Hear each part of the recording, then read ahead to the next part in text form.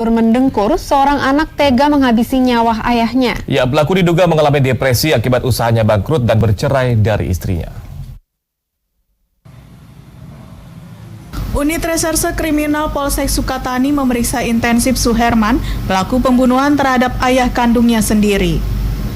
Duda beranak dua berusia 38 tahun ini merupakan anak kedua korban. Kapolsek Sukatani AKP Taifur mengatakan, pelaku diduga mengalami depresi akibat usahanya bangkrut dan bercerai dari istrinya. Setelah melakukan aksi kejinya, pelaku sempat melarikan diri ke rumah kerabatnya. Kejadian kasus pembunuhan anak terhadap orang tua yang Polsek melakukan, yang pertama adalah kita mengumpulkan saksi-saksi, kemudian melakukan keterangan dari saksi-saksi, menggunakan barang bukti. Setelah ketemu informasi bahwasanya diduga pelaku adalah anak kami sendiri, ya. Kemudian kita cari informasi bahwasanya setelah kejadian itu anaknya menghilang.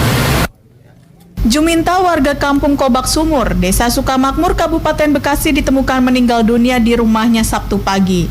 Korban yang berprofesi sebagai penghulu didapati pertama kali istrinya setelah pulang ke rumah dari membeli kopi. Tim identifikasi Polres Metro Bekasi yang datang ke lokasi kejadian melakukan olah tempat kejadian perkara. Pelaku menghabisi nyawa orang tuanya sendiri hanya karena sang ayah tidur mendengkur.